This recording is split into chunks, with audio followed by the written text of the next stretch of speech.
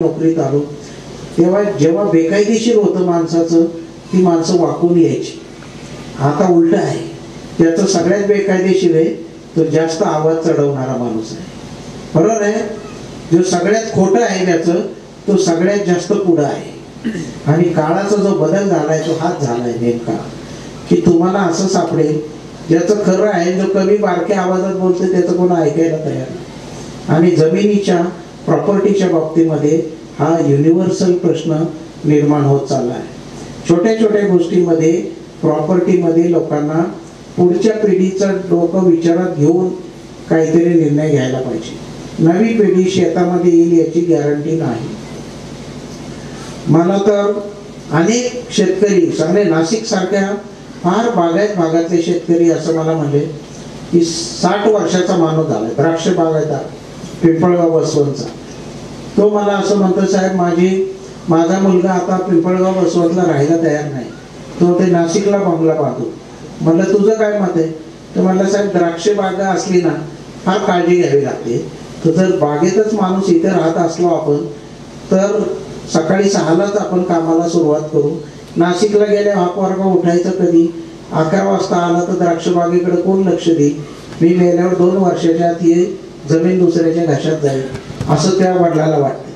मुलाला वाटतंय मुलं कॉन्व्हेंटमध्ये शिकली पाहिजे, वडिलांना काय कमी आहे, त्यापेक्षा बंगला नाशिकमध्ये बांधू, वडिलांना अपडाऊन करून घेऊ द्या. आणि ही द्विधा मनस्थिती हे शेतकऱ्याचं सगळ्यात मोठं संकट आहे असं माझं स्पष्ट मत आहे. दुष्काळी भागामध्ये सुद्धा पाणी येते का नाही याची आपल्याला सवय लागली, त्याची वाट बघत आपण 40-50 वर्ष घालवली. परंतु खरा प्रश्न कधी हादरे बसायला लागले. निफाड सारख्या सगळ्यात महाराष्ट्रातल्या सदन भागामध्ये पहिली आत्महत्या झाली 2005 साली. आणि मी असं सहज वाक्य बोलून गेलो. मी त्या शेतकऱ्याच्या घरी गेलो होतो. काय झालं असं मी त्याच्या बायकोला छोट्या मुलीला विचारलं, काय झालं? तेव्हा त्या माझ्याकडे जे सालकरी गडी आहे त्यांनी मोटरसायकल घेतली आणि शेतकऱ्याचा मुलगा काय मागत होता? एक मोटरसायकल मागत होता. पण गड्यांनी मोटरसायकल घेतली. आता कर्ज काढून घेतली का चोरली का विकत घेतली हे काहीच त्याला माहीत नाही. पण शेतकऱ्याच्या मुलाला वाईट वाटलं की आपण 15 एकर जमिनीचे मालक आहे, आपला मुलगा मोटरसायकल आपण घेऊ शकत नाही आणि आपल्या गड्याच्या मुलांनी मोटरसायकल घेतली. हिची तुलना करायला माणूस शिकला. त्याच्यातनं गुंतागुंत आयुष्यामध्ये निर्माण झाली आहे. शेतकऱ्यांचे जे अनेक प्रश्न आहेत की ज्याची ओपन चर्चा खरंच कुठल्या फोरमवर आज अखेरपुरी केली नाही, ते खरे प्रश्न आहेत. त्याच्यात हा प्रश्न आहे की शेतकऱ्याला कोण गाईड करेल, शेतकऱ्याला मार्गदर्शन. आता शेती कशी करावी, किती बी पेरावं, कुठलं बी घ्यावं हे करायची गरज नाही. त्याला मॅनेजमेंट शिकवायला पाहिजे, त्याला नव्या काळाचा वेध घेता आला पाहिजे. त्याची हडपसर मांजरीला जमीन एकेकाळी ज्याची होती आज काय चित्र दिसतंय तुम्ही बघा. हडपसरमध्ये पहिल्या फळीचे जे शेतकरी शहरामध्ये आले त्या प्रत्येक शेतकऱ्याच्या घरात एक मोठा म्हणजे शेतामध्ये जुन्या बंगला आहे आणि त्या बंगल्यात एंट्री केली की तरुण मुलाचा एक फोटो टाकलेला तुम्हाला दिसणार म्हणजे दिसणार. असं चित्र कसं आलं? त्याच्या घरात सगळ्यात जास्त पैसे आले. हा शेतकऱ्याची अशी वाईट अवस्था व्हायचं कारण काय? कारण त्यांनी पहिल्यांदा काय केलं, रात्रीतनं त्याला बिअर बार काढून दिला. गुंठेवारीचे जे पैसे आले त्यातनं बिअर बार घेऊन दिला, त्याला एक कुठली तरी गाडी घेऊन दिली, त्यावेळची सुमो गाडी, बरोबर आहे ना, अशा गाड्या घेऊन दिल्या. आणि 3 वर्षाच्या त्या यंग तरुणाचा फोटो टाकलेला तुम्हाला सापडेल. आज असं दिसतंय इंडस्ट्री तिथे जोरात चालली आहे, पण मूळ शेतकरी ज्यांनी इंडस्ट्रीला जमीन दिली तो हरवला कुठं हे शोधत जर गेलं ना त्याचं उत्तर भलतीकडेच सापडते. तो माणूसच सापडणं मुश्किल आहे. म्हणजे ज्या माणसाला 1970-80 साली सगळ्यात जास्त पैसे मिळाले त्याची एवढी वाट कशी लागली? याचं कारण असं आहे, एवढे पैसे आले की या पैशाचं काय करायचं हेच कळत नाही. आणि म्हणजे पैशाचं व्यवस्थापन हे सुद्धा आता शेतकऱ्याला शिकावं लागेल. शेतकऱ्याच्या मुलाला PPF म्हणजे काय हे शिकावं लागेल. लहानपणीच त्या लहान मुलीच्या नावाने FD मध्ये पैसे कसे टाकायचे हे शिकावं लागेल. म्हणजे ती मुलगी जेव्हा शाळेला जाईल, कॉलेजला जाईल, तोपर्यंत आपोआप पैसे वाढत वाढत जाऊन तिचे पैसे निदान परदेशात शिकणे एवढे होतील का, याचा हिशोब आपल्याला करावा लागेल. आपले लोक काय करायला लागलेत, आपले लोक एकमेकाशी तुलना करत करत बहुजन समाज हा फार अडकून गेला, अनेक गोष्टीत अडकला. उदाहरणार्थ ट्रॅक्टर. बँकेच्या साहेबाला तुम्ही विचारा, ते म्हणते 8 एकर जमीन असल्याशिवाय ट्रॅक्टर कायद्याने घेणं परवडत नाही. बरोबर आहे. आता जर जमीन एक गावामध्ये आता 150 ट्रॅक्टर आहे, 300 ट्रॅक्टर आहे. 300 ट्रॅक्टर आले कसे? 300 ट्रॅक्टर जर एका गावात असतील तर गावाचं क्षेत्र 24,000 हेक्टर पाहिजे, असा त्याचा डायरेक्ट अर्थ आहे. तिकडचं गणित मॉडेल उचललं आपण परदेशातलं, आणि प्रत्येकाने मशिनरी घ्यायचं ठरवलं. प्रत्येकाने फवारणी पंप वेगळा, त्याचा ट्रॅक्टर वेगळा, रोटावेटर वेगळा, नांगर वेगळा. किती पैसे, किती दिवस अडकून बसले. आणि एवढं कॅल्क्युलेट केलंय अर्थशास्त्रज्ञाने, 260 दिवस जर ट्रॅक्टर चालला नाही तर ट्रॅक्टर दारात नुसता उभा करणं कुठल्याही माणसाला परवडत नाही. त्याच्याशिवाय 8 लाखाचं व्याज जे चालू आहे मीटर बँकेचं, ते परवडू शकत नाही. ते याचा हिशोब न करता शेजाऱ्यांनी ट्रॅक्टर घेतला म्हणून मी ट्रॅक्टर घेण्यापेक्षा मग मी ठीक आहे, एक एकराला 500 रुपये जाऊ दे, 600 रुपये तासाला जाऊ दे, पण नांगरट त्याच्याकडनं करून घ्या. ट्रॅक्टर घ्यायची मला गरज नाही, 8 लाखाच्या कर्जाची गरज नाही, असा हिशोब करायला शिकेल का माणूस? हे एक मोठं चॅलेंज आहे. आणि कारण लोकांना असं म्हटलं तर लोक म्हणतात नाही नाही हे काहीतरी चुकीचं सांगते. कारण का, स्वतःच्या अर्थशास्त्राबद्दल शेतकऱ्यांनी कधी विचार केलेला नाही. आपण जे मासिकांमध्ये वाचतो, मला कांद्यातनं 20 लाख रुपये झाले, द्राक्षातनं 13 लाख रुपये झाले, असं वाचतो आपण पेपरमध्ये. बरोबर आहे ना? याच्यामध्ये एकही शेतकरी त्याच्यातला खर्च किती झाला याचा आकडा कधी सांगत नाही. टीव्हीच्या कुठल्याच बातम्यात तुम्हाला असं सापडणार नाही की 13 लाख रुपये द्राक्षात झाले ना, खर्च 9,80,000 रुपये आला का, किती आला, 10 लाख आला का, 11 लाख आला का, व्याज किती भरलं, पण तुझी बायका मुलं सगळी उन्हात आणत राबली, त्यांना किती पैसे तू दिले, त्यांचा हिशोब केल्यावर शेती प्रॉफिटमध्ये येते का, याचा कुठलाच शेतकरी हिशोब सांगत नाही. आणि हे शास्त्रीय भाषेमध्ये मांडायचं काम मीडियाचं आहे. पण हे मीडियामध्ये सुद्धा ग्लॅमरस कशी, म्हणजे ब्रेकिंग न्यूज कशी करता येईल. कांद्यातून एकाच शेतकरी झाला मालामाल, अशी बातमी. प्रत्यक्षात शेतकरी मालामाल होताना त्याची काय वाईट अवस्था आहे, कुठून पाईपलाईन केली, की त्याचं किती व्याज भरलं, किती टक्के व्याजाने बँकेतनं कर्ज काढलं, किती पाहुण्यांचे पैसे उसने घेतले, याचा काही हिशोब न सांगता आपण जर नुसतं सांगायला लागलो की एवढे पैसे त्याला मिळाले, ते काही खरं नाही. त्यामुळे प्रॉपर्टीबद्दल एक व्यापक विचार आपल्याला येत्या काळामध्ये करावा लागेल. प्रॉपर्टीच्या इतिहासामध्ये गेलं तर तुम्हाला अनेक गोष्टी मला सांगता येतील. उदाहरणार्थ रामायण आणि महाभारतापासून या जमिनीची जी भांडणं आहे यांचा मी वेध घेतला आहे अभ्यासाच्या द्वारे. महाभारतामध्ये अश्वमेध यज्ञ हा शब्द सगळ्यांना माहिती आहे, बरोबर आहे. स्टोरी आपल्याला माहिती आहे. मॅक्समलन नावाचा जर्मन तत्ववेत्ता असं म्हणला की तत्कालीन भारतीय राजांनी जंगल तोडून स्वच्छ केलेली रेडीमेड राजधानी बळकवण्यासाठी केलेलं मास्टर टेक्निक म्हणजे अश्वमेध यज्ञ होत. तर हा मॅक्समलर तिथे जर्मनीमध्ये बसून हा कन्फ्युजन काढलं. ते कशाच्या आधारे? त्याने काय म्हणला, त्याने फार सिंपल त्याचा अर्थ काढला वेदातल्या गोष्टी वाचून. तो काय म्हणत होता की पहिल्यांदा जेव्हा शेतीला सुरुवात झाली तेव्हा सुपीक जमिनीतून सुरुवात झाली नाही, ती झाली डोंगरावरून. डोंगरावरून का झाली तर झाडं एकदम बारकी बारकी होती. 10 झाडं तोडली तर 2 एकर जमीन तयार व्हायची. नदीच्या किनाऱ्याला काय व्हायचं, खोडं जरा मोठी होती, बरोबर आहे ना. तिथलं झाड दगडाने तोडायला फार त्रास व्हायला लागला. म्हणून माणसं आधी डोंगरावर गेली. पहिला दगड डोंगरावर ठेवला, त्याला त्यांनी कोणी मावलया म्हणलं, कोणी कुठल्या भाषेमध्ये काहीतरी त्या देवाला नाव दिलं. आणि हळूहळू हे किमान 200 पिढ्यानंतर माणूस नदीच्या किनारी शेती करायला लागला. ह्याच कारणामुळे भारतामधली सगळी जुनी मंदिरं, बद्रिकेनाथ, केदारनाथ, माहूरची देवी, वणीची देवी, ही अचानक देवळावर नाही जाऊन बसली. बरोबर आहे. काय झालं, असं जमीन वर कसायला सुरुवात झाली आणि मग माणसं खाली उतरली. लक्षात आलं. हे माणसांना कळायला 200 पिढ्या गेल्या की त्याच जमिनीवर भात पेरलं तर यावर्षी 6 पोती येतं, पुढच्या वर्षी 100 ग्रॅम कमी येतं, त्याच्या पुढच्या वर्षी 150 ग्रॅम कमी येतं. हे भाताचं उत्पादन कमी होतंय हे कळायला 50-50 पिढ्या जाव्या लागल्या, कारण मोजमाप करणारं काहीच यंत्र नव्हतं. मग माणसं जागा बदलायला लागली. त्याला म्हणतो आपण स्थलांतरित शेती. कोकणामध्ये आज सुद्धा राब जाळतात. डोंगरावर एकदा भात पेरलं की जाळून टाकतात सगळं काळ, मग दुसऱ्या जमिनीमध्ये भात घेतात, दुसऱ्या वर्षी परत या शेतात येतात. असं एकाड एक वर्ष शेती करायची पद्धत आहे. ही स्थलांतरित शेतीला आधी सुरुवात झाली. मानववंशशास्त्रज्ञ असं म्हणले, भारतीय माणसाला किंवा जगातल्या माणसालाच इन जनरल प्राण्यांपेक्षा कमी अक्कल होती आणि त्याला हे शिकायला पण फार वेळ लागला.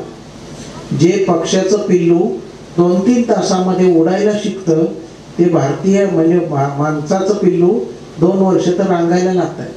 तर त्याचा मेंदू जास्त लवकर विकसित होत नाही आणि त्याला शहाणपण पण यायला फार वेळ लागतो, असं मानववंशशास्त्रज्ञाचं म्हणणं आहे. आणि त्यामुळे ते असं म्हणतात की एकाच जागेवर पुन्हा पुन्हा भात पेरलं की कमी उत्पादन येतं हे कळायला 200 पिढ्या गेल्या. आत्ताच्या तारखेला तुम्हाला मी सांगतो, गुहेत माणूस राहत होता, लंगोट घालत होता, शिकार करत होता. आपण सगळे लोक लाकूड तोड्याच्या गोष्टी ज्या काळात ऐकल्या त्याला आता 50,000 वर्ष झाली आहे. किती? 50,000 वर्ष. 850 पिढ्या झाल्या आहेत. 850 पिढ्यामध्ये जेवढा बदल आपल्या सगळ्यांच्या घरामध्ये शेतीमध्ये झाला त्याच्यापेक्षा जास्त बदल ह्या 12 वर्षात झाला आहे. तुमची व्याख्यानमाला सुरू झाल्यापासून बदल समाजात सगळ्यात जास्त झाला आहे असं तुम्हाला सापडेल. याचं कारण असं आहे, फार झपाट्याने बदलतो आहे वेग. थोरला मुलगा तुमचा 8 वर्षाचा असेल आणि दुसरा 6 वर्षाचा असेल तर दोघांमध्ये जनरेशनचा गॅप आहे, म्हणजे पिढ्यांमधला गॅप. पूर्वी म्हणायचे 20 वर्षांनी पिढी बदलती, आता होते 2 ते 3 वर्षांनी बदल होतो. कारण का? विंडोज 10 आलं, विंडोज 11 आलं, विंडोज 12 आलं. बरोबर आहे. म्हणजे मोबाईलमध्ये तुम्ही रेंज जर बघितली, मागचा जुना मोबाईल वापरणाऱ्याला नवा मोबाईल वापरताच येत नाही, म्हणजे आउटडेटेड झाला. इथे जेवढे तरुण बसलेले आहेत डिग्री सुद्धा आउटडेटेड होणार. फार थोड्या दिवसामध्ये असं येणार की 2019चा BCom हा 2022 साली 10वी शिकलेला आहे असे मानावे. दुसरा मार्गच नाहीये का ते सगळं ज्ञान आउटडेटेड होत जाणार एवढा झपाट्याने. जसं औषधाला एक्सपायरी डेट आहे की 2 वर्षाच्या आत प्यावे, बरोबर आहे, नाही तर काही उपयोग नाही. तसंच होणार डिग्रीचं सुद्धा. एवढा काळ बदलत चालला आहे. त्याचबरोबर प्रॉपर्टीबद्दलचा दृष्टिकोन पण आपल्या आजूबाजूचा बदलत आहे. शहरी माणसांना आपल्या जुन्या लोकांना असं वाटलं कुळ कायद्यामध्ये आपण जमीन जिंकली आणि मालक देशोधडीला लागला. आज मला असं दिसतंय चित्र,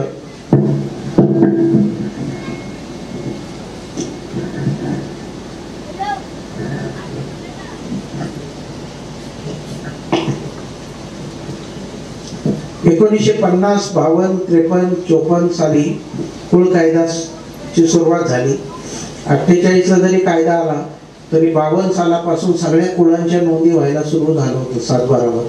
आणि 1/4/57 या तारखेला कुळांच्या मालकीच्या जमिनी आपण केल्या. 57 सालापासून 62 सालापर्यंत सगळी बरीचशी कुळं 90% कुळं मालक झाली होती. आता मालक कुठे गेले? मालक सगळे गेले मुंबई पुण्याकडे, बरोबर आहे. आज मला गिरगाव मध्ये गेलेला मालक ज्याची 50 एकर जमीन गावाकडे होती तो कुठे असं शोधलं तो गिरगाव पण सोडून गेला. आता डोंबिवलीमध्ये त्याची इस्टेट जर शोधायची त्याचं इस्टेट आणि आपल्या गावाकडच्या शेतकऱ्याची इस्टेट असं जर मोजायचं तुलना जर केली तर कोण पुढे आहे असं वाटतंय तुम्हाला? काय अंदाज आहे? मुंबईला गेलेला माणूस पुढे आहे का गावात राहिलेला माणूस पुढे आहे? मुंबईला गेलेला माणूस लांब पुढे आहे. त्याची मुलं अमेरिकेत शिकतायत त्याला, बरोबर आहे. मुंबईच्या त्याच्या फ्लॅटची किंमत आता टोटल त्याच्या 50 एकरापेक्षा जास्त आहे. So कुठला पण हिशोब केला ना तुम्ही तर देशोदेवीला गेलेला माणूस हा जमीन मिळवलेल्यापेक्षा कसा श्रीमंत झाला याचा पण अभ्यास आम्ही शेतकरी कुटुंबांनी केला नाही. आणि म्हणून आपला हा वारसा जसाच्या तसा पुढच्या पिढीकडे कसा जाईल या भागाकडे आपण फार लक्ष द्यायला पाहिजे. जी मुलं जे चांगल्या शेतीला मात्र चांगले दिवस येणार, नक्की चांगले दिवस येणार. शेती पिकवली पाहिजे, शेतीला बागायत करायला पाहिजे. थोडी ऑटोमॅटिक शेती करण्याचे आता पर्याय तंत्रज्ञान येत आहे. आता आपण मोटर चालू करायला जात नाही, रिमोटवर इथून चालू करतोय, बरोबर आहे. आणि जगात अनेक देशांमध्ये आता प्रत्यक्षात शेतात न जाता शेती करायचं टेक्निक येत आहे. नाशिकच्या शेतकऱ्यांनी सगळी शेती कॉम्प्युटरवर आणली आहे. मी इस्रायलला जाऊन आलो, इस्रायलच्या शेतीवर बरंच लिहिलं गेलं, पण मी इस्रायलची एक बाग बघून आलो. 25 एकराची बाग होती त्या शेतकऱ्याची.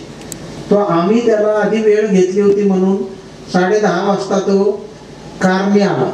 राहत होता 60 किलोमीटरवर. किती? 60 किलोमीटरवर. तो आम्ही पोहोचायच्या आधी 5-6 मिनिटं पोहोचला. तर आम्हाला काय दाखवलं, तो ते बाग काय तुम्ही डोळ्यांनी बघितली तशीच झाडं सगळी. आम्हाला त्याने एका रूम मध्ये नेलं. एवढीशी छोटी रूम होती त्याची शेतावर. त्या रूम मध्ये एक कॉम्प्युटर लावला होता मोठा आणि एक LED स्क्रीन लावला होता. तुम्हाला आज माझं झाड इथे दिसतंय का तुम्हाला? 13 नंबर रांगेमध्ये 137 नंबरच्या झाडाला मी पाणी देणार. फक्त तेवढ्या एकाच झाडाला ह्या लाईन मध्ये पाणी द्यावं लागतंय. कशाच्या आधारे म्हणताय तो? त्या सगळ्याच्या जमिनीमधलं झाडाच्या जवळचं मॉइश्चर किती आहे, पाण्याचं प्रमाण किती आहे हे त्याला ऑटोमॅटिक सकाळी कॉम्प्युटरवर दिसतंय की याचं रीडिंग 60 आहे, याचं 40 आहे, याचं 30 आहे, याचं 22 आहे. ते 22 वाल्या झाडाला पाणी देतोय, आता कुलूप लावतो ती जातो निघून. असा मी शेतकरी बघितला इस्रायल मधला. हे कशाच्या आधारे? मग त्याला ड्रिप इरिगेशन परवडतंय. आपल्याला वाटतं इस्रायलची शेती परवडते, आपली का परवडत नाही? तर आपण सगळ्या झाडाला सेमच ट्रीटमेंट देतो. डॉक्टरच्या भाषेत सांगायचं तर डॉक्टरकडे येणारा एखादा पेशंट असतोय तर तो 10 प्रश्न विचारतो. तुमचं वय किती, पूर्वीचा आजार काय, बरोबर आहे ना? सगळ्या पेशंटला एकच औषध असते काय? असं नसतं. पण आपण काय करतोय, शेतीमध्ये सगळ्या पिकांना सारखी ट्रीटमेंट देतो. जास्त चांगली जमीन असणारी, काळीभोर जमीन असणारी, शेणखत असणारी जमीन, तिला युरिया थोडा कमी टाकला तरी चालेल. असा शेतकरी विचार कधी करायला लागेल की मला तर म्हणते नाही प्रत्येक एकराला 4 पोती टाकायची म्हणजे टाकायची, त्याशिवाय 80 टन ऊस येत नाही. तर सगळ्याला 4 टन टाकण्यापेक्षा तुला जर असं वाटलं की ज्याची जमीन हलकी आहे तिथं 6 पोती टाक, बरोबर आहे. जिथं जमीन भारी आहे, जिथं शेणखत जास्त टाकलंय तिथं 1 पोतं कमी टाक. असा विचार करायला शेतकरी लागला पाहिजे. त्याचं नाव आहे इंग्रजीमध्ये प्रेसिजन फार्मिंग. प्रेसिजन फार्मिंग म्हणजे नेमकेपणाची शेती. आणि भारतामध्ये आणि महाराष्ट्रातही काही ठराविक पिकांमध्ये अशी शेती आता ऑलरेडी सुरू झाली आहे. 15 वर्षापासून द्राक्षामध्ये सुरू झाली, केळीमध्ये सुरू झाली. आता महिंद्रा अँड महिंद्रा कंपनीने ऊसामध्ये 5 कारखान्यामध्ये असा प्रयोग सुरू केला. मी साखर आयुक्त असताना या प्रयोगाला सुरुवात झाली. तो फार इंटरेस्टिंग प्रयोग आहे. काहीच करायचं नाही. ते ऊसाचे पानं जे आहेत, पानाच्या सॅटेलाइटवरून एक फोटो काढतात आणि सॅटेलाइटच्या फोटोवरून सांगतात की हा गट नंबर 42चा ऊस आहे, तो 15 मार्चला मॅच्युअर होईल, त्याच्या आधी कारखान्याने तोडता कामा नये. आता मी 6 कारखान्यांना महिंद्राशी एक यादीच देत आहे की 10.5% रिकव्हरी झाल्याशिवाय या शेतकऱ्याचा ऊस तोडायचा नाही. आणि अशी गोष्ट आता 5-6 कारखाने जे करतायत ते सरळ सांगतायत की तुमची लागण तारीख काही पण असू दे, ऊसामध्ये साखर निर्माण झाल्याशिवाय आम्ही ऊस तोडणार नाही. अशी वेळ आपल्यावर फार थोड्या दिवसात येईल. किंबहुना साखर आयुक्त असताना मी पहिल्यांदा असा विचार केला होता की, आणि त्याला काही शेतकरी संघटनांची तयारी आहे की जाग्यावरच शेतकऱ्याच्या मीटरने साखर मोजायची आणि समजा 11% तर 11%नी पैसे जाग्यावरच देऊन टाकायचे आणि मग बाकीचं सगळं ऊस न्यायची जबाबदारी कारखान्याची राहील. आजही याला शेतकरी तयार होत नाही. कारण कारखाने सुरू होताना 7.25 रिकव्हरी आहे, 7.5 रिकव्हरी आहे, मराठवाड्यात 6% रिकव्हरी आहे. म्हणजे 1 टन ऊसापासून 60 किलो साखर तयार होते आणि कोल्हापूरमध्ये 135 किलो साखर तयार होते. आणि मग तिथल्या शेतकऱ्याला आता 4,500 रुपये मिळत आहे. आपल्या शेतीमध्ये आजच्या तारखेला सुद्धा 4,000च्या वर रेट तुम्हाला मिळू शकतो, प्रोव्हाइडेड आपण आजपासून अशी कॅल्क्युलेटेड शेती करायला शिकलो तर. आणि मला असं वाटतंय नर्सरीमध्ये आपले सुप्याचे लोक पुढे होते पहिल्यापासून, फार 2-2 गुंठे 4 गुंठ्यामध्ये नर्सरीची पिकं करून आपली माणसं जगलेली आहे. कमी क्षेत्रामध्ये चांगली शेती कशी करायची ह्याच्यामध्ये आपले लोक मास्टर आहेत. त्याला आता मोठ्या शेतीच्या बाबतीत पण असाच विचार करायला पाहिजे. आणि हे सगळं करत असताना आपला पुढच्या पिढीचं काय 50-60 नंतर सुद्धा म्हातारा होईपर्यंत माणसं वाटप करून देत नाही. 90 वर्षाचा माणूस झाला, बेशुद्ध झाल्या मग कळते, मग वडिलांना ॲडमिट करते, पुढची पिढी सगळी हेलपाटे मारते वकिलांकडे. असं कशाला करायचं? आपल्या जिवंतपणे का नाही वाटप करून देते मुलं? ते दोन्ही जमिनी डेव्हलप करायला लागतील. त्याला पण जरा इच्छा निर्माण होईल की जरा यंग एजमध्ये आपण काही जर करू शकलो तर आपला असा विचार सुद्धा जुन्या पिढीने बदलायची गरज आहे. आपल्या बांधाचे 7-12 शेतकरी कधी दाखवत नाही नव्या पिढीला, बरोबर आहे ना? ते सफराला असं खोचून ठेवतंय. त्याच्याऐवजी बांध आपल्या जिवंतपणे दाखवायला पाहिजे मुलांना. माझं असं म्हणणं आहे प्रॉपर्टीबद्दल एक पारदर्शकता जशी जीवनाच्या सगळ्या क्षेत्रामध्ये एक चालली आहे, अशी जीवनाच्या सगळ्या क्षेत्रामध्ये सुद्धा प्रॉपर्टीबद्दलचा दृष्टिकोन तुम्ही नव्या पिढीमध्ये जर पारदर्शकतेने आणू शकला तर नवी पिढी तुम्हाला मानाने, कदाचित तुम्हाला सन्मानाने, कदाचित तुमच्या मनाने सुद्धा तुमची इच्छा पूर्ण करायचा प्रयत्न करेल. आणि असं करण्याची बुद्धी परमेश्वराने तुम्हाला सगळ्यांना द्यावी अशा प्रकारची शुभकामना व्यक्त करून माझं हे सत्र संपवतो. जय हिंद.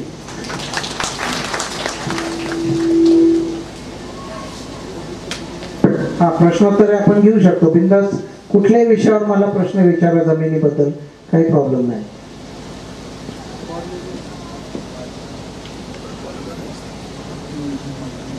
माहिती देऊ का?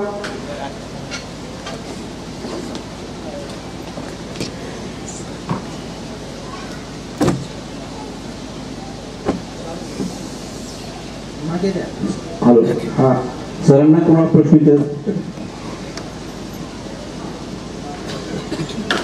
सर, माझं नाव सुनील भामे, मावडीकडे पठार. बरं. तर माझा असा प्रश्न आहे आपल्याला की आपण ज्यावेळेस मोजणी करतो त्यावेळेस आपल्याला प्रत मिळते, त्यानंतर सुद्धा काही शेतकरी विचित्र असतात, ते हे राहून देत नाहीत, खुणा राहून देत नाहीत. बरोबर. तर त्याला काय करावं लागेल आपल्याला? मग त्याला आपल्याला पोलीस बंदोबस्त ऑफिशियली त्यांचे पैसे लावतात. 2 कॉन्स्टेबलचे ते काही पैसे घेतील तुम्हाला. तुम्ही जे मोजणी नकाशाचा अर्ज देऊन पत्रकाचा त्यांना द्या की मला बंदोबस्त द्या. कप्रत मिळालेली ती कप्रत मिळालेली सुद्धा झेरॉक्स द्यायची पोलीस स्टेशनला आणि पोलिसांचा बंदोबस्त मागायचा. थँक्यू.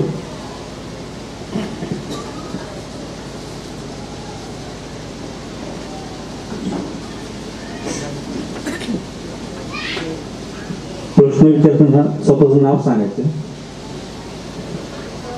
नमस्कार सर. नमस्ते. मी बाळासाहेब बोंडे सुपा. ज्याप्रमाणे आपली जमीन असते त्यातून एखादा सरकारी प्रोजेक्ट समजा कॅनल गेला, बरं, तसं त्याचं पेमेंट मिळतं. बरोबर. परंतु आपल्या जमिनीतून रस्ता गेला असेल फार पूर्वी किंवा एखादा गाव तलाव झाला असेल तर त्याची भरपाई मिळू शकते. आता आपण 72च्या दुष्काळामध्ये सरकारने शासन निर्णय काढला होता की ज्याला शेत रस्ते पाहिजे आहेत त्यांनी जर काम करून दिलं तर आम्ही रस्ता काढू, आम्ही काही जमिनीचं संपादन करणार नाही. त्यामुळे लोकांना दुष्काळी हाताला, मी 78 साली ते इथेच होतो, जवळजवळ 86 सालापर्यंत सरकारच्या लेखी ऑर्डर अशा आहेत की याला कुठलाही मोबदला मिळणार नाही. हे लोकांच्या सोयीसाठी त्यांच्या विनंतीवरून रोजगार देण्यासाठी रस्ता काढला आहे किंवा गाव तलाव काढला आहे, त्याला मोबदला देण्याची सरकारची पॉलिसी नाही. पण आत्ताच्या तारखेला नव्याने रस्ता होणार असला आणि तुम्ही म्हणला की मला मोबदला दिल्याशिवाय मी रस्ता होऊन देणार नाही तर चालू शकते, तुम्हाला मोबदला मिळणार. सर, याला एक जोडून माझा प्रश्न आहे. जनाई शिवसाईच्या माध्यमातून गेल्या 11-12 साली पहिल्यांदा कॅनॉल झाले आणि आत्ता ॲक्विशन चालू आहे. ॲक्विशन करताना पण त्यांची पॉलिसी बदलते. कॅनल खालून ठेवले, रस्ते खालून ठेवले आणि आता म्हणतात की आता बंद पाईपलाईनने पाणी द्यायचं. पण अशा गोष्टी संदर्भात हा हलगर्जीपणा कोणाचा समजायचा? आता एकच फायदा असा आहे की त्यावेळी तुम्हाला 200 रुपये एकराने बाजार मिळाला असता, आता 20 लाख रुपये एकराने पैसे मिळतील. म्हणजे एकच होईल की या केसमध्ये भूसंपादनाचे आता चालू बाजार भावाने पैसे मिळणार, एवढं नक्की आहे.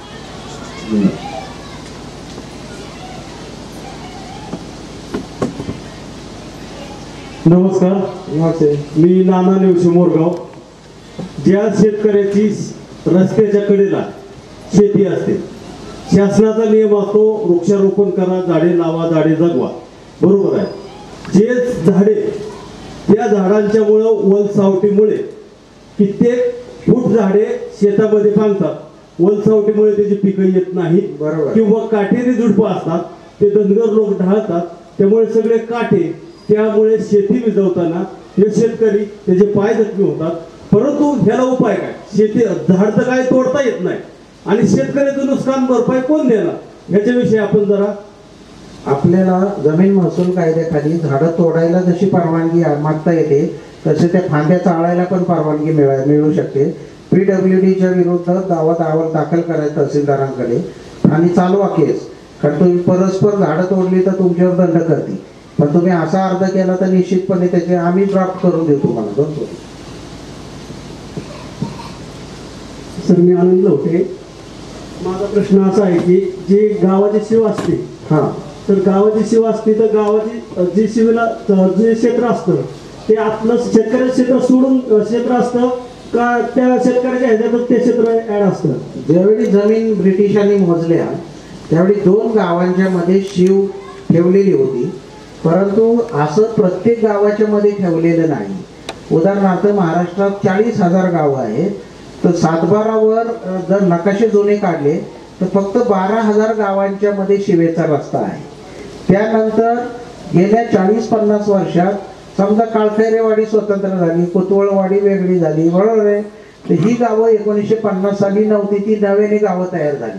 आता सुप्यामध्ये त्या गावाच्या मध्ये शिवेचा रस्ता नसणार, तर नकाशात जिथे शिवेचा रस्ता दाखवलाय तिथं शिवेचा रस्ता हा गट नंबरच्या बांधाच्या पलीकडे असतो.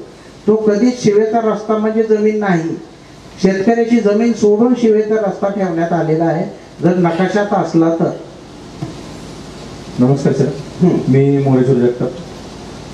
माझा प्रश्न असा आहे की रोडच्या लगतच्या जमिनींना रोड असतो, पण आतल्या जमिनींना रोड कशा प्रकारे मिळतो किंवा त्याला दुसरा पर्याय काय?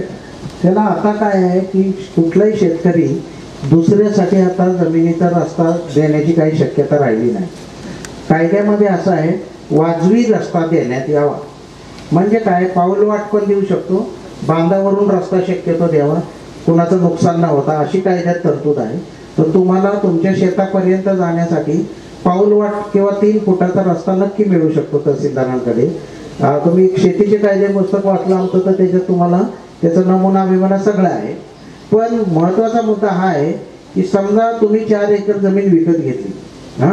आता आधीचा शेतकरी त्याला जाऊन देत होता त्याच्या भाऊबंधाला, आता तो म्हणतोय तुम्ही मात्र माझ्याकडनं विकत घ्या रस्ता.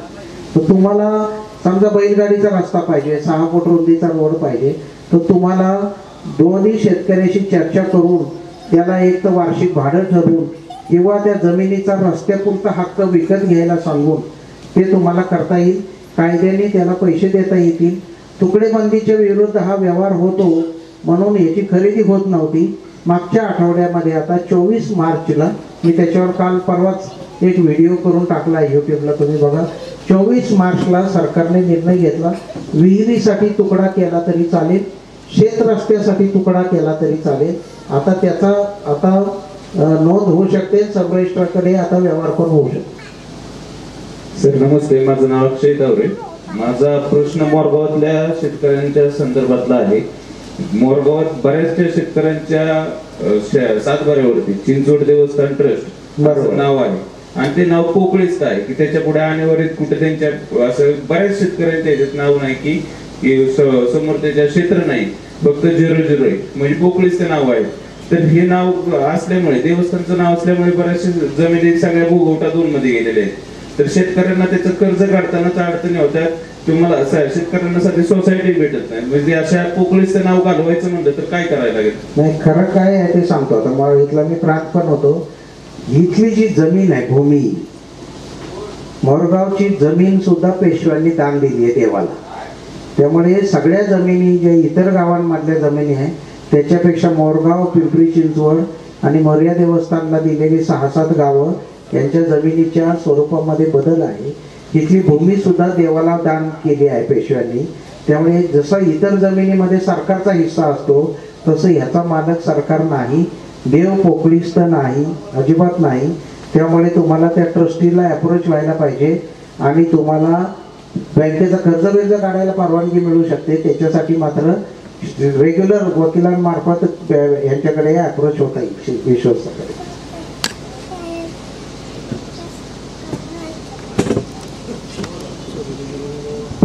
नमस्कार सर, माझं नाव सौरभ भाग. विविध क्षेत्रात आपल्याला अनुभव आहे. काय कुठल्या प्रश्न विचारून किती विचारू याच्या प्रश्न आहे. तरी 2च प्रश्न एक विचारायचे वाटतात. तुम्ही बरेच वर्ष सहकार क्षेत्रात काम केलेलं आहे. महाराष्ट्राच्या सहकार आयुक्तपदी, साखर आयुक्तपदी सर होते. तर सर आता केंद्रामध्ये सहकार मंत्रालय स्थापन करण्यात आले. त्याचे मंत्री माननीय केंद्रीय मंत्री आहेत. तर सर महाराष्ट्राच्या सहकार मंत्रालयातल्या कामकाजाला अशा पद्धतीने काही धक्का लागेल असं तुम्हाला वाटतं, किंवा सहकार क्षेत्राला कुठे अडचणी तयार होतील असं साखर कारखान्यासंदर्भात तुम्हाला वाटतं? आणि दुसरा महत्त्वाचा प्रश्न सर, आपण आता नुकतंच एक पुस्तक लिहिलं आहे महाराष्ट्राची भूजलधारा म्हणून. तर महाराष्ट्राच्या भूजलधारा संदर्भातल्या काही माहिती जर मिळाली जेणेकरून इथल्या ग्रामीण भागातल्या लोकांना पाण्याचा प्रश्न फार भेडसावत आहे, तर या 2 संबंधातली प्रश्नाची उत्तर मिळालं तर बरं. भूजलगाथा तुम्ही वाचा. पहिलं पुस्तक मराठीमध्ये एवढं स्वच्छ, साधं, सोपं केलं आहे मी. महाराष्ट्राची भूजलगाथा नावाचं पुस्तक वाचा. आपल्या सगळा जो भाग आहे हा, जिथे खारे पाणी लागतं विहिरींना आणि तिथे क्षार फार वर येतात, ते जास्त पाऊस पडला असता तर एक क्षार गेले असते वाहून, पण तसं परिस्थिती नाही आपली. त्यामुळे माझी विनंती आहे तुम्हाला, भूजलचं केंद्र पण येते. मी भूजलचा संचालक असताना एकदा आलो होतो. जमिनीच्या खाली जी रचना आहे याचा सगळ्याचा तुम्हाला नकाशा करून मिळतो. 1000 रुपये फक्त त्याला फी आहे. तुम्ही जमिनीच्या खालचं पाणी कसं शोधायचं, हे समुद्रासारखं पाणी जमिनीमध्ये खाली आहे आणि ते दगडांच्या दोन खडकांच्या मध्ये अडकलेलं आहे. ते बोरवेलला आपल्याला जे पाणी लागतं, अक्षरशः जेवढा समुद्र वर दिसतो आपल्याला डोळ्याने तसाच समुद्र जमिनीखाली आहे. परंतु या सगळ्यामध्ये आपल्याला त्याचा लेअरचे नकाशा मिळाले तर तुम्हाला किती फुटावर गोड पाणी आहे हे तुम्हाला एक्झॅक्टली काढता येतं. तर भूजलचे हे तंत्रज्ञान भारतात सगळ्यात जास्त विकसित झालं आहे महाराष्ट्रामध्ये. तर त्याला म्हणतात हायड्रो फ्रॅक्चरिंग करून किंवा त्याचा एक हायड्रोचा सर्वे करून मिळतात. करंट सोडतात पाण्यामध्ये आणि त्याच्या आधारे ते मॅप तयार करतात की 32 मीटरवर पाणी आहे का 42 मीटरवर आहे का 190 मीटरवर आहे. आणि आता असं सापडलं आहे, त्याला ॲक्विफर असा शब्द आहे, तिथे पाणी साठलेलं असतं. आपण जिथे जिथे महाराष्ट्रात विशेषतः लातूर, उस्मानाबाद आणि सांगलीचं तासगाव, मनेराजुरी हे एकट्या गावामध्ये 2200 बोर आहेत. किती अक्षरशः चाळणी केली आपण, 850 फूट खाली जातोय आपण, 850 फूट द्राक्षपाच्यासाठी. तर हे जे पाणी आहे हे रामायणाच्या काळात पाणी जमिनीखाली गेलं असं शास्त्रज्ञांनी सिद्ध केलं आहे. तर जे जवळजवळ 500 पिढ्यांपूर्वी पाणी गेलेलं आहे ते पाणी आपल्याला वापरून वाळवंट निर्माण करायचं आहे का, हा एक मोठा प्रश्न भूजलगाथामध्ये आपण लिहिला आहे. त्याच्याबद्दल ही गोष्ट तुम्हाला, ज्या दिवशी पाऊस येईल त्यावेळी रिचार्ज स्ट्रक्चर आता करायला लागलो आपण. ओढ्याच्या मध्ये आपण थोडं बोर काढतोय, कडेनी दगडी बोल्डर टाकतो, 12-15 हजार रुपयामध्ये रिचार्ज स्ट्रक्चर होतं. त्यांनी गोड पाणी तुमच्या विहिरीमध्ये येणार. तर हे स्ट्रक्चर आपल्याला विहिरीच्या कडेने करायला पाहिजे. दुसरा जो पहिला प्रश्न तुम्ही विचारला सहकार खात्याचा, सर्व सहकारी सोसायट्या जेवढ्या आहेत आपल्या गावामधली, प्रत्येक गावात एक विकास सोसायटी आहे, ती पीक कर्ज देते. अशा 60,000 सोसायट्या सगळ्या भारतात चांगल्या आहेत. त्यातल्या महाराष्ट्रात 12,000 आहेत. त्या सगळ्या कॉम्प्युटराईज करायचं काम आणि एका सर्व्हरने जोडायचं काम चालू आहे. बँकेसारखं त्यांचं काम साधारण पुढच्या वर्षीच्या शेवटपर्यंत सुरू होईल आणि मग गावात जे राजकारण चालतं ते न होता त्याला बँकेचे नियम लागायला मदत होईल. येत्या काळामध्ये असं म्हणतात की विकास सोसायटी मार्फतच की मेडिकलची दुकानं, हॉस्पिटल हे सगळं विकास सोसायटीने चालवलं पाहिजे. पण विकास सोसायटी चांगली माणसं आली तर आपल्याला हे करता येऊ शकतं. थँक्यू. सर, माझा प्रश्न असा आहे, दत्तात्रय ढोले, मोरगाव. अलीकडच्या काळामध्ये पाणी एक खूप महत्त्वाचा विषय झालेला आहे. पूर्वी दिवंगत आप्पासाहेब पवार हे नेहमी सांगायचे की पाण्यासाठी भांडणं होती आणि ती परिस्थिती आज निर्माण झाली आहे. साहेब, महाराष्ट्रामध्ये ज्यावेळेस 1972चा दुष्काळ पडला आणि त्या काळामध्ये अनेक ठिकाणी पाझर तलाव झाले. मला वाटतं बारामती तालुक्यामध्ये नागरी कमांडमध्ये जवळपास 100 ते 150 पाझर तलाव आहेत आणि त्या काळामध्ये लोक शब्दाला पक्की होते. तुम्ही सांगितलं की बा एक प्रेमाने माझ्या क्षेत्रामध्ये पाझर तलाव करा, याच्या क्षेत्रामध्ये पाझर तलाव करा, असे मोठे मोठे पाझर तलाव झाले. अलीकडच्या काळामध्ये कॅनॉल सुद्धा निघत नाही किंवा रस्ता तुम्ही सांगितलं की 3 फुटाच्या पुढाचा कायद्याने मिळू शकत नाही. आणि पाणी अडवणं अलीकडच्या काळामध्ये खूप गरजेचं आहे आणि पाणी हे जीवन आहे.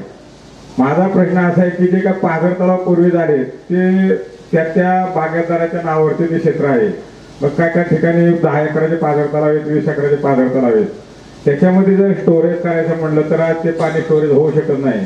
आणि पाठीमाग मी दादांच्या पेनला सुद्धा 2-3 ठिकाणी कानावरती घातलं किंवा ह्याला ॲक्वाशेट करून वगैरे हे कामांमध्ये आणता येईल का, किंवा त्या लोकांनी पाझर पेर ठेवून एक आपण म्हणतो ना पाणी आटल्यानंतर पेर ठेवून जरी पेरलं तरी पण पाणी अडवायला कुठं अडचण निर्माण होईल असं भविष्यामध्ये होऊ नये. आणि याच्यासाठी काय उपाय आहे का? दोन्ही उपाय आहेत. एक म्हणजे एक इस्रायलमध्ये मी बघून आलो, त्याच्यामध्ये त्यांनी काय केले, आपली जी ताडपत्री आहे ना, ताडपत्री टाकून समुद्रासारखं पाणी झाकून ठेवलं. त्याच्या खाली 60 मीटर पाणी होतं. किती? 60 मीटर. आता समजा 12 एकराचा पाझर तलाव असेल, अशी एक आपल्या वेगळ्या भागासाठी कदाचित एखादी योजना करता येईल की जिथे पाणी इव्हॅपरेट नाही व्हायला पाहिजे. तुम्ही जे 12 एकराच्या तलावात जेवढं पाणी साठतं तेवढंच तुम्हाला पाण्याची टाकी जमिनीच्या खाली करून वर शेती करू द्या लोकांना, काही बिघडत नाही. असं एक मॉडेल आपण डिझाईन करायला पाहिजे आणि ते करता येणं शक्य आहे आपल्याला आता आजकाल. लक्षात आलं? तसं केलं तर जमीन पण शेतकऱ्याला परत त्याच्याच नावावर आहे, ती काय ॲक्वायर झालेली नाही, काही नाही. तर जमीन ज्याची त्याला देऊन टाका, पण खाली 50 कोटी लिटरचं शेततळाचं करा जमिनीच्या खाली. असं आता शक्य आहे इझिली, अजिबात अवघड नाही आणि सरकारला तर अजिबातच अवघड नाही. चला, थँक्यू. एक मिनिट, शेवटचा प्रश्न. निलेश केदारी सर, प्रश्न असा आहे की ग्रामीण भागचा आहे. 10 एकर क्षेत्र असतं, बांधकाम परवानगी संदर्भात आहे. 10 एकर क्षेत्र असतं, त्यामध्ये 10 लोक असतात आणि आपल्या ग्रामपंचायतीला बांधकाम परवानगीचे अधिकार नाहीये. मग आपलं असं आहे की बाबा प्रांत ऑफिस ते टीपी सँक्शन घ्यायचं. मग ते इतकं किचकट विषय आहे की 10 एकर मोजावं लागेल, 10 एकराचा फाळणीवारा करावा लागेल आणि एका गुंठ्यात त्याला बांधकाम करावं लागेल. हे ग्रामीण भागामध्ये शक्य नाही. पण फार्म हाऊसला म्हणतो आपण, ज्याला शेताचं घर आहे, तुम्ही कमर्शियल करून फ्लॅट विकायला लागेल तुम्हाला बिल्डिंग परमिशन. शेतातलं घर बांधायला तुम्हाला काही गरज नाही कशाची, लागते ना. तुम्हाला शेतघर जोपर्यंत शेतकरी स्वतःच्या नावावर घर बांधतोय तोपर्यंत काही परमिशनची गरज नाही. तुम्ही त्या एक सेक्शन आहे, त्या सेक्शन प्रमाणे ना, मी माझी शेती आहे, मी माझं शेतघर असं बांधतोय, त्याला मर्यादा आहे 150 चौरस मीटर म्हणजे 1500 चौरस फूट. आणि दुसरा असा प्रश्न आहे की जे काही रस्ते गेलेत गटातनं एखाद्या सिटीमधनं, ते रस्ते गेलेत परंतु सातबाऱ्यातलं क्षेत्र कमी नाहीये आणि मूळ पॉइंट त्या सातबाऱ्यातलं क्षेत्र रस्ता धरून त्या गटाचं का रस्ता सोडून, ते जिथं रस्ता गेलेला आहे त्याचा कजाप झाला नाही, कमी जास्त पत्रक, म्हणून ते क्षेत्र कमी झालं नाही.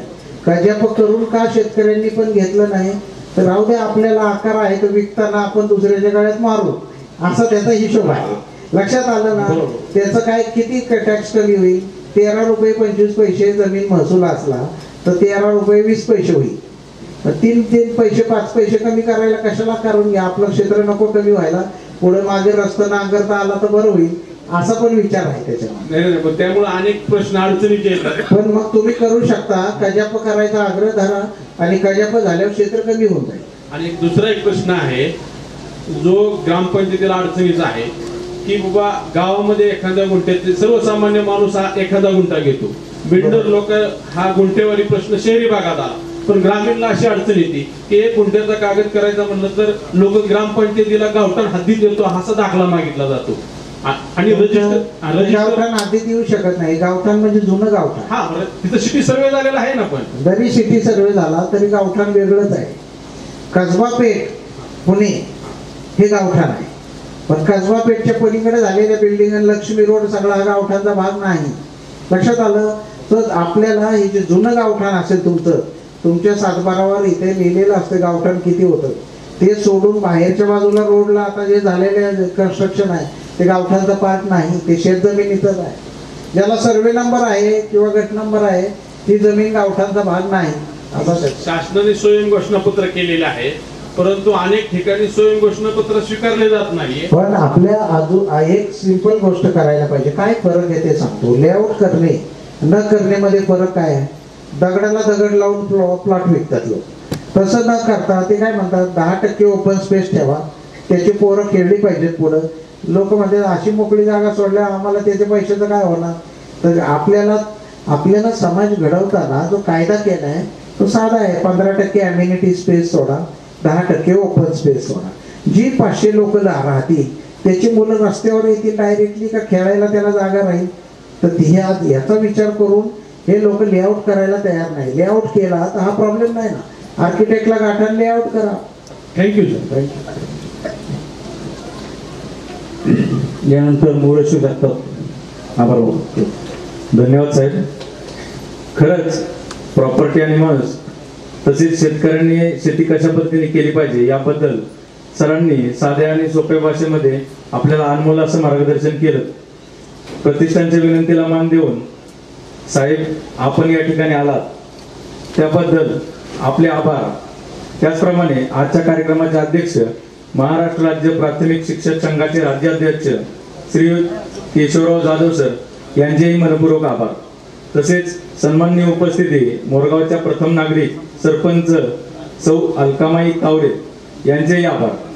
तसेच ज्यांचा आपण विशेष सत्कार केला असे सत्कार मूर्ती आपल्या मोरगावचे सुपुत्र माननीय संदीपजी कदम साहेब उपायुक्त पुणे महानगरपालिका व दुसऱ्या सत्कार मूर्ती सौ ॲडव्होकेट माधुरीताई नेवसे मॅडम भारत सरकार नोटरी यांचेही विशेष आभार.